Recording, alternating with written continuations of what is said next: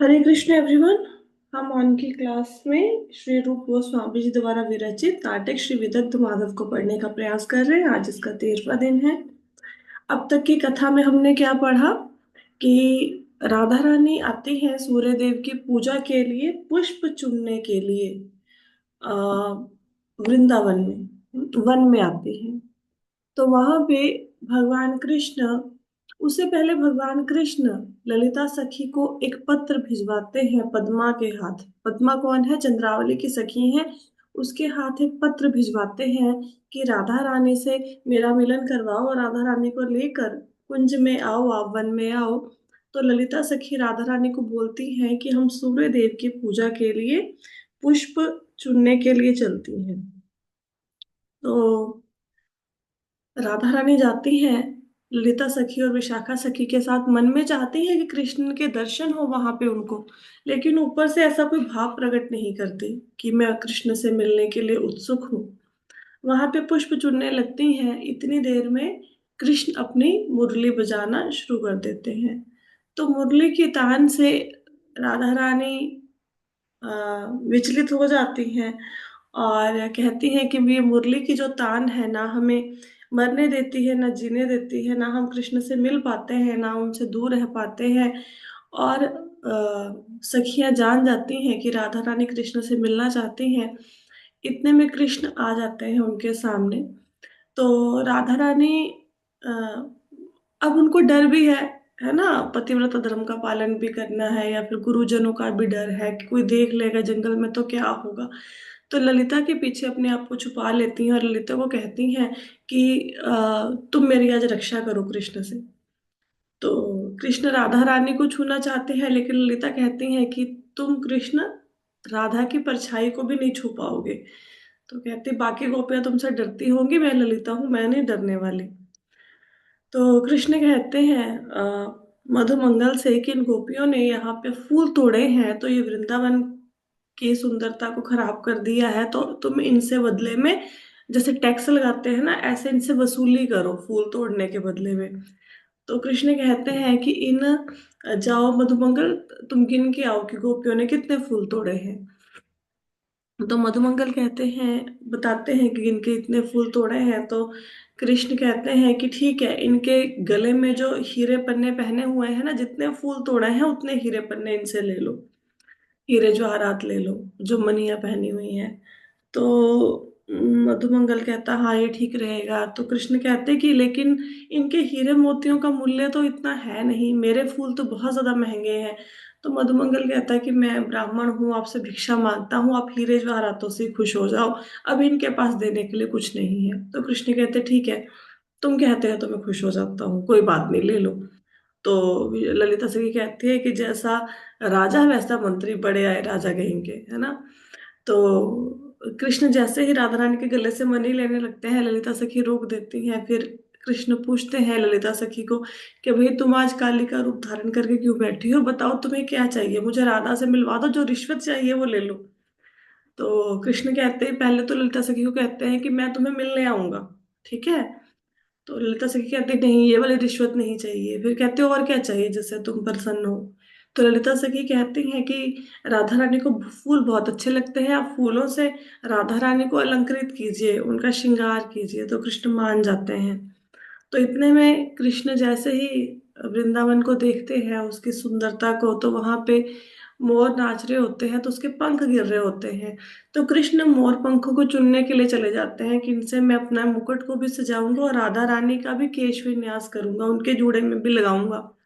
और राधा रानी अशोक कुंज में चली जाती हैं, वहां पे उस जगह को छोड़कर। तो कृष्ण आते हैं, फिर राधा रानी को ढूंढते हैं, राधा रानी कहीं नहीं मिलती।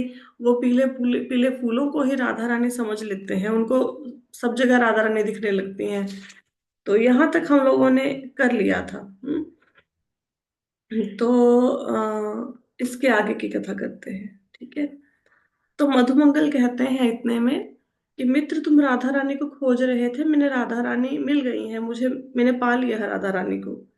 तो कृष्ण कहते हैं कि तुम ललिता के समान झूठ तो नहीं बोल रहे, जैसे ललिता ने मुझे भ्रमित कर दिया कि हाँ मुझे पता है, बाद में झूठ बोल दिया मुझे नहीं पता। तो तुम ललिता के जैसे मेरे से मजाक तो नहीं कर रहे। तो मधुमंगल कहते हैं, नहीं, मैं गायत्री की शब्द लेके कहता हूँ, मैं झूठ नहीं बोल रहा, मैं सुगंध खा के कहता हूँ। तो कृष्ण कहते हैं, ठीक है भाई, गायत्री की शपथ ली है, ब्राह्मण है, झूठ थोड़ी ना बोलेगा। तो गायत्री एक मंत्र होता है, गायत्री एक दीक्षा होती है। उसमें काफी सारे मंत्र होते हैं। जो ब्राह्मण दीक्षित होते हैं ना, उनको गायत्री की दीक्षा दी जाती है।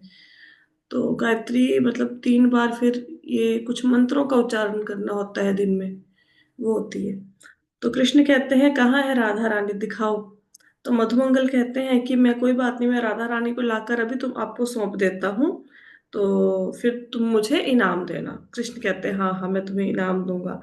तो कृष्ण को मधुमंगल मालती के फूल जो पीले होते हैं उनकी माला पहना देते हैं, और कहते कि ये माला ग्रहण करो। और कहते कि साथ में ये जो राधा के 2 अक्षर लिखे हुए हैं एक पत्रिका पे, कहते वो भी मैं तुम्हें देता हूँ। तो कृष्ण कहते हैं, हाँ चलो। जो राधा, जैसे उनको माला पहना दी कृष्ण को, और साथ में एक पत्र पर राधा लिख के दे दिया। तो कृष्ण कहते हैं, हाँ, मैं राधा नाम से भी संतुष्ट हूँ। तो क्योंकि कहते हैं कि ये जो राधा का नाम है, ये ऐसा है, चाहे कोई इसको आंखों से देखे, चाहे कोई राधा नाम कोई थोड़ा सा बोल दे, तो भी ये एक संतोष देता है, बड़ी सेटिस्फेक्शन देता है, और हृदय को प्रसन्न कर देता है। मतलब राधा नाम जो है, ये पढ़ने और सुनने से भी एक प्रकार का आंतरिक सुख मिलता है। तो कहते कोई बात नहीं, मैं इस पत्र के साथ भी संतुष्ट हूँ, अगर राधा नहीं मिली तो। तो उसके बाद देखते हैं, अपने दाईं ओर देखते हैं और कहते हैं कि मुझे ऐसा लग रहा है कि जो राधा है ना, वो अशोक कुंज में चली गई है। अशोक कुंज में वृक्षों के बीच में छुप के बैठ गई है। हाँ, तो कहते हैं, नहीं तो तुम ये देखो कि जो अशोक के वृक्ष हैं, उसके फूल अभी समय तो हुआ नहीं, लेकिन बिना समय के फूल कैसे खिल गए, और जो भंवरे हैं वो फूलों पे कैसे मंडराने लग गए। अभी तो अशोक वृक्ष के फूल को खिलने का मौसम नहीं आया, लेकिन अशोक वृक्ष के फूल खिल गए हैं, इसका मतलब ये राधा रानी के चरण यहाँ पे पड़े हैं। तो इसलिए आ, ये वृक्ष के फूल खिले हैं। क्योंकि जब राधा रानी के चरण पड़ते हैं किसी कुंज में, तो वहां पे वो समय हो चाहे ना हो, फूलों के खिलने का, फूल अपने आप खिल जाते हैं, और भंवरे वहां पे मंडराना शुरू कर देते हैं। तो इससे कृष्ण को पता लग गया कि राधा वहां छुपी हुई है। तो आ, राधा रानी कहती हैं कि बोलो क्या बात है। तो कहते कि मैं तुम्हारे डर से तो यहाँ पे आई हूँ, अब तुम मेरे को ढूंढते ढूंढते यहाँ पे भी आगे तंग करने के लिए। तो कृष्ण अपनी प्रशंसा करते हुए कहते हैं कि देखा, मेरी चतुराई देखी, मैंने पता लगा लिया ना कि तुम कहाँ पे छुपी हुई थी। तो ललिता सखी कहती हैं कि संस्कृत में एक श्लोक बोलती हैं कि जो वीर लोग होते हैं ना, वो अपनी प्रशंसा खुद नहीं करते। यहाँ पर तुम्हारी स्तुतियां वृंदावन में ब्रह्मा जी आकर करते हैं। आपको पता है ना, ब्रह्मा जी ने जब गैया बछड़े चुरा लिए थे, भगवान के ग्वाल चुरा लिए थे, तो ब्रह्मा जी ने आके उनकी स्तुति की थी, कृष्ण भगवान की। तो कहते हैं, यहाँ वृंदावन में तो तुम्हारी स्तुति सिर्फ ब्रह्मा जी करते हैं, लेकिन राधा रानी के तो हर एक अंग की शोभा बहुत सारे प्रजापति करते हैं। और तुमने तो, कहते हैं कि एक बार ही गोवर्धन पर्वत को अपनी उंगली पे उठाया है, लेकिन राधा रानी ने तो अपने सिर्फ देखने मात्र से तुम्हें विचलित कर दिया। तुमने तो गोवर्धन पर्वत को उठा के उसे विचलित किया, राधा रानी तो सिर्फ अपनी नजरों से ही विचलित कर देती हैं, अपने कटाक्ष मात्र से। हम्म तो कहते कि राधा रानी तुमसे आगे हैं, तो तुम अहंकार मत करो। तो कृष्ण कहते हैं कि आ, ये तुम सब लोग जो अपनी अपनी प्रशंसा के गुणगान करती हो ना, ये तब तक है जब तक मैं हूं। अगर मैं ना रहूं ना, तो तुम्हारी सारी प्रशंसा धरी की धरी रह जाएगी। क्योंकि सब लोग इसलिए मान करते हैं कि कृष्ण बार बार मनाते हैं, है ना, तभी सामने वाला, देखो, अगर आप किसी से गुस्से हो गए और सामने वाला आपको भाव नहीं डाल रहा, तो फिर गुस्से होने का तो कोई फायदा नहीं होगा। तो सखियां मान, राधा रानी मान करती है, सखियों के पीछे पीछे कृष्ण घूमते हैं। तो कृष्ण कहते हैं कि मैं हूं इसलिए तुम प्रशंसा कर पा रही हो, मैं जाऊंगा ना यहाँ से तो सारी तुम्हारी हेकरी निकल जाएगी। तो सभी कहते हैं कि ऐसा ही हो। ठीक है। इसके बाद कृष्ण कहते हैं कि मैं ऐसा करता हूँ कि ये जो दक्षिण दिशा है ना, दक्षिण दिशा में ना तमाल के वृक्ष हैं बहुत सारे। तमाल वृक्षों का रंग ना कृष्ण के रंग के समान है, उनका श्याम वर्ण है, तमाल वृक्षों का भी श्याम वर्ण है। तो कहते हैं कि मैं तमाल कृष्ण के वन में चला जा सॉरी तमाल वृक्षों के वन में चला जाता हूँ। वहां पे वृक्षों का रंग मेरे रंग से मिलता है, वहां पे जाकर मैं खुद को छुपा लेता हूँ। और वो मधुमंगल को लेते हैं और वहां से चले जाते हैं। तो ललिता सखी कहते हैं कि अब राधा रानी दुखी हो जाते हैं कि कृष्ण चले गए, है ना। अब राधा रानी ऐसी है कि सामने होते हैं तो छुप जाती हैं, और छुप और चले जाते हैं तो फिर दुखी होती हैं। तो ललिता सखी से कहती हैं कि राधे, तुम कृष्ण को नहीं देखने से दुखी मत हो, तो तुम सोचो कि कृष्ण यहीं कहीं पे है, और चलो हम भी चारों तरफ घूमती हैं, हमें क्या परवाह है, वो चले गए तो हमें भी परवाह नहीं है, हम घूमते हैं वन में। तो राधिका कहती है कि जैसी प्यारी सखी की आज्ञा, तो जैसी ललिता सखी तुम कहो वैसा करती हैं। तो तीनों सखियां घूमने लगती हैं वन में अपना। हम्म। तो राधा रानी कहती हैं कि कृष्ण ना ये, मुझे लगता है कि कृष्ण जैसे कृष्ण को पता लग गया ना कि राधा रानी अशोक कुंज में गई होंगी, उन्होंने ढूंढ लिया। तो राधा रानी कहती है कि मुझे ऐसा लगता है कि जो कृष्ण है वो दक्षिण दिशा में गया है, और ये दक्षिण दिशा में हमें मिलेगा। हम्म। तो हिरनियों से पूछती हैं कि क्या तुमने कृष्ण को देखा है। क्योंकि जब हिरनियां कृष्ण की मुरली को तान को सुनती थी, तो जो घास चबाई हुई उनके मुख में होती थी, वो भी वो बाहर गिराना शुरू कर देती थी, वो घास खाना भूल जाती थी हरी हरी। तो कहते कि तुमने घास को जो तुमने चबाई हुई थी वो बाहर निकालना शुरू कर दिया, इसका मतलब कि तुम मुरली की तान को सुनकर घास खाना बंद कर चुकी हो, तुमने घास खाना भूल गई हो। तो पक्का कृष्ण यहीं कहीं पे है, कि क्या तुमने कहीं पे कृष्ण को देखा है। हम्म। तो उसके बाद सब तरफ ढूंढती हैं और देखती हैं कि मोर पंख को धारण करने वाले और मन को हरने वाले जो कृष्ण हैं, वो मुझे मिल क्यों नहीं रहे कहीं पे। तो भंवरों से पूछती हैं, और जो तोता बैठा है वहां पे, तोते को पूछती हैं कि देखती हैं कि भंवरे फूलों का रस नहीं पी रहे, जो तोता है, तोते को अनार का फल बहुत अच्छा लगता है, लेकिन जो तोता है वो अनार का फल नहीं खा रहा। हाँ, हिरनी घास नहीं खा रही। तो जो इसका मतलब क्या है कि कृष्ण यहीं कहीं से गए हैं, क्योंकि जब कृष्ण कहीं से गुजरते हैं तो जितनी भी वृंदावन की जड़ चेतन चीजें हैं वो अपना स्वभाव, वो अपना गुण छोड़ देती हैं। जैसे नदी का गुण है बहना, तो अगर कृष्ण कहीं से गुजरेंगे तो नदी बहना भूल जाएगी, वो खड़ी हो जाएगी, पानी खड़ा हो जाएगा नदी का। पत्थर का स्वभाव है कठोर होना, तो पत्थर पिघलना शुरू कर देगा जहां से कृष्ण गुजरेंगे। अब तोते का फल गुण है, वो अनार के फल को खाता है, तो अनार का फल पास में पड़ा होएगा लेकिन तोता खाना भूल जाएगा। हिरनियां घास को चबाना भूल जाएंगी। अब भंवरे क्या करते हैं, फूलों का रस पीते हैं, लेकिन कृष्ण को अगर देख लेंगे तो फूलों का रस पीना भूल जाएंगे। तो अगर राधा रानी कहीं से गुजरेंगी और देखेंगी कि अनार का फल पड़ा है लेकिन तोता खा नहीं रहा, फूल खिले हुए हैं, भंवरा रस पी नहीं रहा, हिरनी के पास घास है हरी हरी, वो खा नहीं रही, तो उनको पता लग जाता है कि पक्का कृष्ण इस मार्ग से गए हैं। तभी तो जो जड़ चेतन वस्तुएं हैं उन्होंने अपने स्वभाव को त्याग दिया। हम्म। तो कहती हैं कि मुझे ऐसा लगता है कि कृष्ण तमाल वृक्ष की जो पंक्तियां हैं इसी में कहीं पे छुपे हैं। हाँ। तो कृष्ण मन ही मन सोचते हैं कि देखो राधा कितनी चतुर है, मैं तो इनसे छुप के यहाँ पे आके बैठ गया था, और इन्होंने तो मेरे को ढूंढ लिया, यहाँ पे भी ढूंढ लिया, है ना। तो कृष्ण कहते कि मैं ऐसे करता हूँ, मैं खंबे के समान ना सीधा खड़ा हो जाता हूँ। अब वहां पे अंधेरा है, तमाल वृक्ष है, तो कृष्ण अगर खंबे के समान खड़े हो जाएंगे तो पेड़ के जैसे ही लगेंगे। तो बिल्कुल ऐसे खंबे के समान बिल्कुल सीधे होके खड़े हो जाते हैं, बिल्कुल सीधे। तो राधा रानी कृष्ण को देखती हैं और कहती हैं यहाँ कृष्ण है नहीं, ऐसा देख के कहती हैं। और कृष्ण मन में सोचते हैं, अरे राधा ने तो मुझे देखा ही नहीं, मैंने कितनी सुंदर एक्टिंग कर दी। तो राधा रानी थोड़ा मतलब मुस्कुरा के कहती हैं कि ये तो नीलमणि है, ये जो सामने मुझे दिख रहा है कोई, ये तो नीलमणि है ना।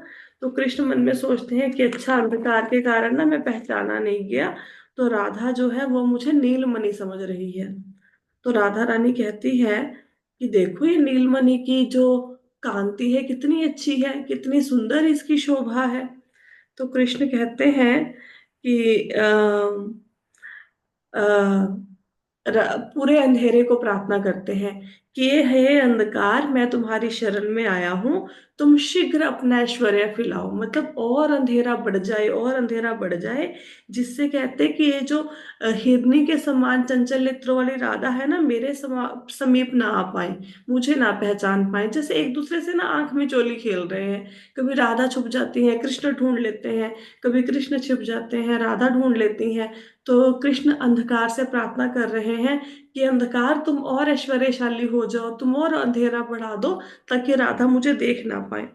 तो राधा मुस्कुराकर कहती हैं कि कितना आश्चर्य है, ये नीलमणि के बीच में तो मुझे चंद्रावली भी दिख रही है, कि नीलमणि तो मुझे दिख ही रही है, साथ में इसके चंद्रावली भी बैठी हैं। तो कृष्ण मन में मुस्कुराते हैं कि मुझे लग रहा है राधा रानी मेरे से ना मजाक कर रही है ना। और कहते हैं, तो उठ के ना खड़े हो जाते हैं और कहते हैं राधा को कि हाँ प्रिय, तुमने ठीक ही कहा कि ये जो तुम्हारा मुख है ना, तुम्हारा मुख चंद्र के समान है, इसलिए तुम्हें चंद्रावली नजर आ रही है। तो राधा कहती, अरे तुम कृष्ण हो। राधा रानी को पता तो था कि कृष्ण बैठे हैं खंबे के समान, तो कहते अरे ये तो तुम ही हो, मुझे तो पता ही नहीं था कि तुम यहाँ पे बैठे हो। हम्म। तो कृष्ण कहते हैं कि तुम कितनी देर से मुझे परेशान करती हो, कभी तुम छुप जाती हो, कभी मैं छुप जाता हूँ, तो तुम इस प्रकार मुझे परेशान क्यों कर रही हो? चलो मेरे साथ कुछ कुछ देर के लिए कुंज में विहार करो, है ना। तो ऐसे तो कहते कि तुम कुछ समय के लिए वन में आई हो, फिर वो समय निकल जाएगा, तो ये छुपने छुपाने में ही समय निकल जाएगा। तो कहते कुछ देर के लिए मुझे मेरे पास बैठो, वृंदावन के कुंज में मेरे साथ विहार करो। तो दोनों कुंज में जाकर राधा कृष्ण बैठते हैं। तो ललिता सखी कहती है, विशाखा विशाखा देखो कि कृष्ण को राधा मिल गई है, क्योंकि ये जो पैर के निशान है, वो पैरों के निशान देखती है ना, ढूंढते ढूंढते दोनों को आती हैं और कहते हैं कि देखो कृष्ण के पैरों के साथ साथ राधा रानी के पैर भी हैं और दोनों के पैर मिले हुए हैं, इसका मतलब कृष्ण को राधा रानी मिल गई है। तो कहती हैं कि अ, कृष्ण कहते हैं कि समीप में ही ना कोई आवाज आ रही है राधा, चलो सुनते हैं मेरे को लगता है कि ललिता और विशाखा हमें ढूंढते हुए आ रही हैं, चलो हम चुपचाप सुनते हैं कि क्या कहती हैं। तो विशाखा सखी कहती हैं कि अ, कि कृष्ण ने कितने सुंदरता से अपने आप को तमाल वृक्षों के पीछे छुपाया था, लेकिन फिर भी राधा रानी ने कृष्ण को पहचान लिया। तो ललिता सखी कहती हैं कि जहां पर प्रेम बहुत अधिक रहता है, तो वहां पे जिस वस्तु में बहुत अधिक अनुरक्ति होती है, वो चीज मिल ही जाती है। जैसे आम पर जैसे बोर लगता है तो कोयल फटाफट वहां पे आ जाती है, तो इसी प्रकार कृष्ण ने राधा को पा लिया है, राधा ने कृष्ण को पा लिया है।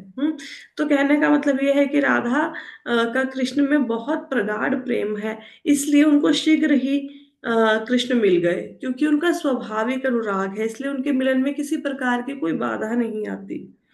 तो कृष्ण कहते हैं राधा रानी को कि देखो ललिता विशाखा ना हमें ढूंढती ढूंढती हमारे पास आ गई हैं, ऐसा करते हैं कि इनसे हम छिप जाते हैं, इनसे मजाक करते हैं थोड़ा। तो यह कर कहकर दोनों छिप जाते हैं। तो कृष्ण छिप जाते हैं, तो ललिता सखी कहती हैं राधा को देखकर कि राधा वो नागर कहाँ है? कृष्ण का नाम नागर भी है ना, कहते हैं ना हम, नटवर नागर नंदा भजो रे मन गोविंदा, तो कृष्ण का एक नाम नागर भी है। कहते वो नागर कहाँ है? तो राधा मुस्कुराकर कहती है कि उसे कौन जानता है, मुझे क्या पता कहाँ पे है। ठीक है। तो ललिता सखी कहती हैं कि नहीं, कि मुझे तो तुम्हें देखकर लग रहा है कि नहीं, कृष्ण तुम्हें पक्का मिलने आए हैं। तो कहती हैं कि कृष्ण हमें हमने कृष्ण के चिन्ह देखे हैं, तो हमें लगता है कि कृष्ण तुमसे मिल कर गए हैं।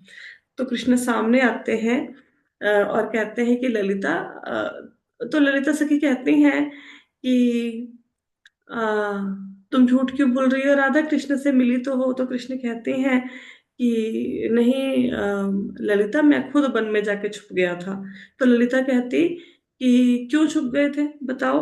तो कृष्ण कहते हैं कि मैं तुम लोगों से मजाक करना चाहता था, तो इसलिए मैं छुप गया था।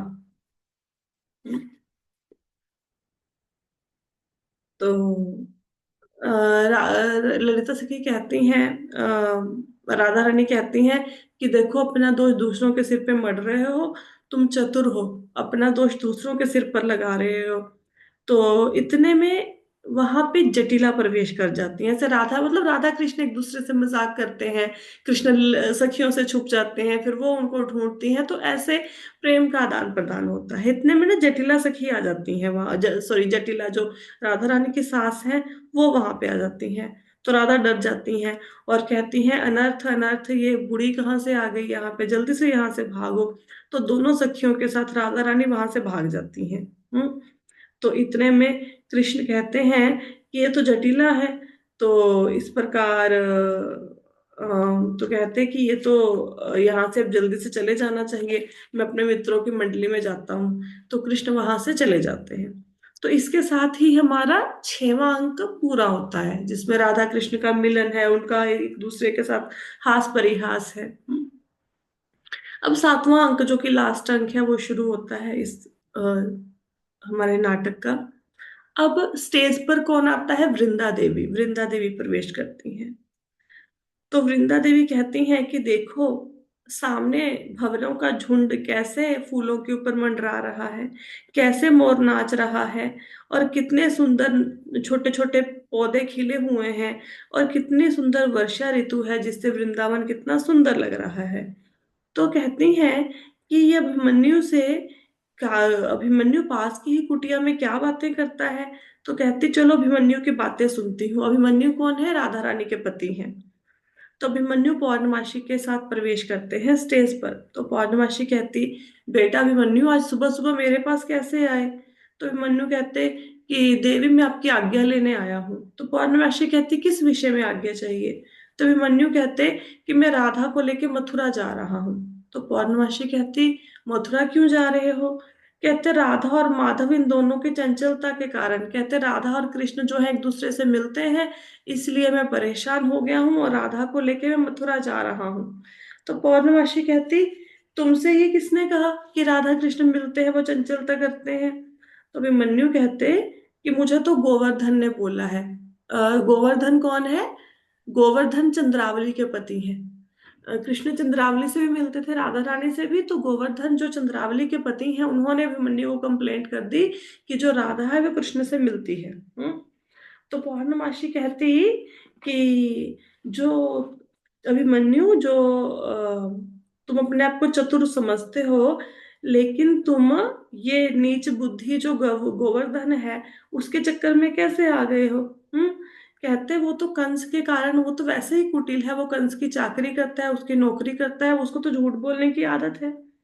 तो अभिमन्यु कहते हैं कि नहीं, ये बात ना फैल गई है चारों तरफ कि कृष्ण और राधा एक दूसरे से मिलते हैं।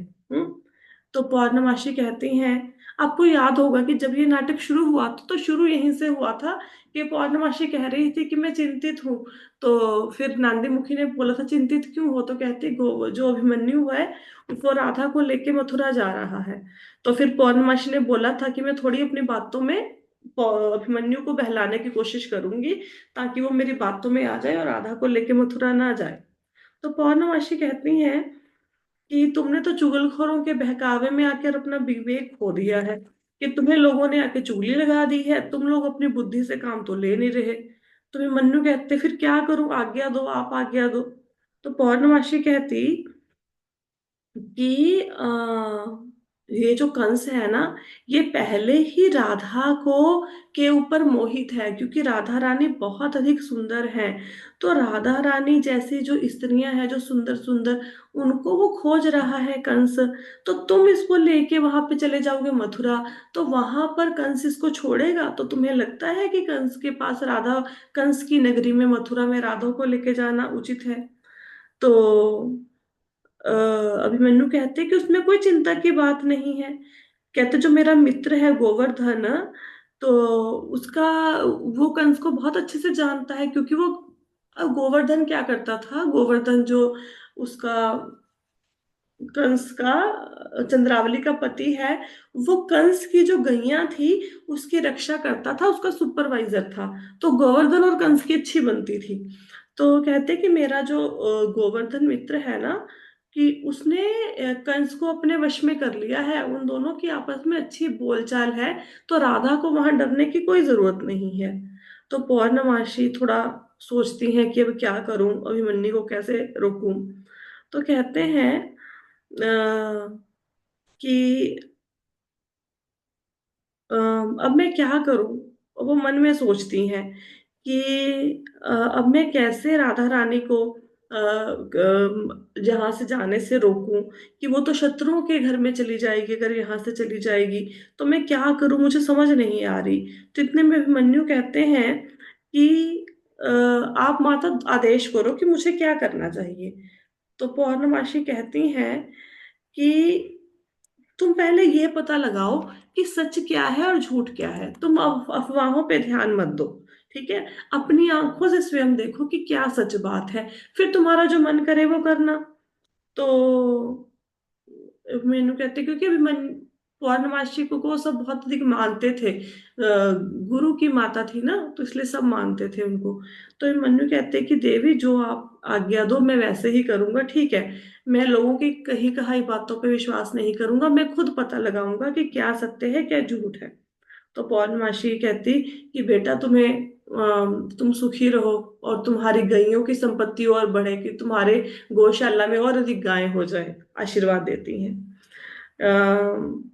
कि कहते हैं, अभिमन्यु कहते हैं कि मेरी माँ मुझे बार बार कहती हैं कि जो चंद्रावली है ना, वो चंडी की पूजा करती हैं, इसलिए गोवर्धन का इतना यश ऐश्वर्य हुआ है। तो कहते हैं कि राधा रानी जो है उनको भी चंडी की पूजा के लिए दीक्षित कर दो, क्योंकि गोवर्धन के घर में जो खुशहाली आई है वो इसलिए आई है क्योंकि चंद्रावली चंडी की पूजा करती है। तो कहते हैं राधा रानी को भी इसमें दीक्षित कर दो, राधा रानी को भी चंडी की पूजा करना सिखा दो। हम्म। तो पौर्णमासी कहती हैं कि बिल्कुल, तुम समझो कि राधा रानी दीक्षित हो गई, मैं कर देती हूँ ये काम। तो अभिमन्यु कहते हैं कि देवी आपने बहुत बड़ी कृपा करी है मेरे ऊपर। तो ये कहकर अभिमन्यु चला जाता है। तो वृंदा देवी आती हैं पौर्णमासी के पास और कहती हैं कि भगवती मैं आपको प्रणाम करती हूँ। तो पौर्णमासी आशीर्वाद देती हैं और कहती हैं कि तुम बताओ राधा और कृष्ण का मिलन हुआ कुंज में कि नहीं हुआ। हम्म। तो कहती कि हाँ दोनों मिले थे। तो पौर्णमासी कहती हैं कि अगर ये राधा का अवतार ना हुआ होता तो ये सारी सृष्टि व्यर्थ चली जाती। क्यों व्यर्थ चली जाती? कि राधा के अवतार के कारण ही सृष्टि के अंदर सुंदरता है। हाँ, राधा के अवतार के कारण ही कृष्ण की सार्थकता है। तो उसके बाद में कहती हैं कि अ, वृंदा देवी कहती हैं कि मैं, मेरे को ना कोई जरूरी काम है, मैं ललिता की वेट कर रही हूँ। तो पौर्णमासी कहती क्या जरूरी काम है? तो वृंदा देवी कहती हैं कि कृष्ण ने कोई आदेश दिया है। क्या आदेश दिया है? उन्होंने बोला है कि तुम ना ऐसा करो, मैं राधा रानी के साथ कहते कि मैं विहार करना चाहता हूँ, तो उनको लेके आओ। तो पौर्णमासी कहती है कि आज तो पूर्णिमा की तिथि है, तो पूर्णिमा की तिथि में तो वैसे ही मतलब फूलों की बड़ी शोभा बढ़ जाती है, तो ये तो राधा कृष्ण के मिलन का उपयुक्त समय है। तो इतने में वृंदा देवी कहते हैं कि एक मैना है, मैना ने ना सब जगह पे बात फैला दी कि कृष्ण और राधा आपस में मिलते हैं। तो ये बात फैल गई है। तो इतने में आ, हाँ, तो इतने में वृंदा देवी ये कहती हैं, और फिर ना पौर्णमासी कहती हैं फिर क्या हुआ। तो कहती कि इसीलिए राधा रानी ना अभी तक आई नहीं है, और ललिता सखी भी नहीं आई है, मैं बहुत देर से उनकी प्रतीक्षा कर रही हूँ। हम्म। तो इतना वो बोलती हैं। अच्छा, अब तो आज की कथा को ना हम यहाँ पे विश्राम देते हैं, इससे आगे की कथा हम कल करेंगे। आज पहले इतनी कथा करते हैं। तो आज की कथा आई होप सो कि सब लोगों को समझ आ गई है, क्योंकि कल ना फिर एक नया प्रसंग शुरू हो जाएगा। फिर नहीं तो सारी कथा मिक्स हो जाएगी, फिर आपको समझ नहीं आएगी। तो आज की कथा में हमने क्या पढ़ा वो रिवाइज करवा देती हूँ। राधा कृष्ण एक दूसरे से मिलते हैं, और राधा रानी छुप जाती हैं अशोक कुंज में। कृष्ण फूलों को ही राधा रानी समझ लेते हैं। तो मधुमंगल कहते हैं कि मैं राधा रानी को ढूंढ लाया हूँ। तो पत्र पर राधा का नाम लिख के दे देते हैं। तो कृष्ण कहते हैं मैं इसी से संतुष्ट हूँ। तो कृष्ण ढूंढते ढूंढते अशोक कुंज में राधा रानी को पा लेते हैं। और फिर कृष्ण सखियां कहती हैं कि राधा तुमसे अधिक चतुर है। तो कृष्ण कहते नहीं, मैं अधिक चतुर हूँ, और जाके तमाल वृक्षों के पास छुप जाते हैं।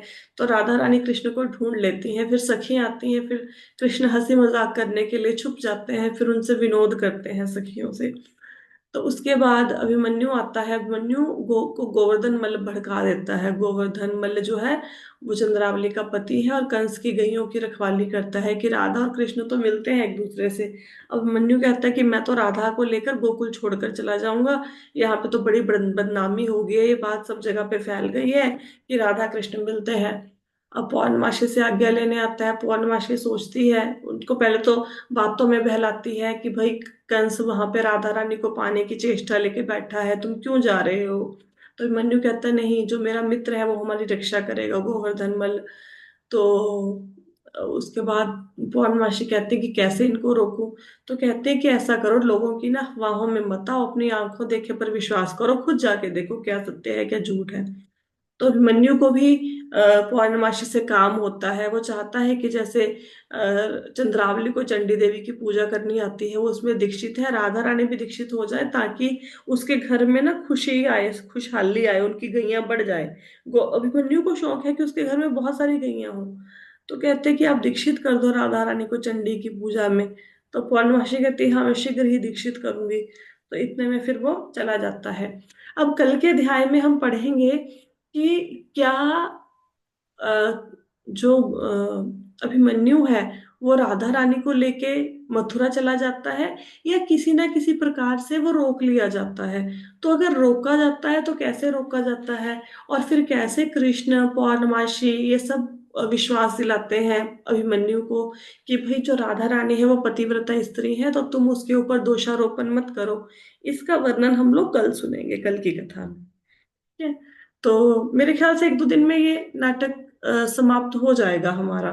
तो उसके बाद देखते हैं हम लोग सुबह की क्लास में क्या शुरू करें। तो वो डिसाइड कर लेंगे बाद में। पहले दो दिन में मेरे ख्याल से ये नाटक समाप्त हो जाएगा। पहले इसको कंप्लीट करते हैं, फिर कोई नई छोटी सी बुक और शुरू कर लेंगे, या आचार्यों की कथाएं शुरू कर लेंगे। हमने सिर्फ अभी रूप गोस्वामी जी के बारे में पढ़ा है, बाकी सारे गोस्वामियों के बारे में हमने नहीं पढ़ा। तो वो भी शुरू कर सकते हैं। ठीक है। या फिर आपका भी अगर कोई वो सुझाव हुआ कि हम क्या पढ़ सकते हैं सुबह की क्लास में, तो आप बता सकते हैं, एक्सेप्ट श्रीमद् भागवतम, क्योंकि वो बड़ा ग्रंथ है, उसको शायद हम मॉर्निंग की क्लास में अभी नहीं शुरू कर पाएंगे। ठीक है। So thank you so much everyone for joining the session. Hare Krishna.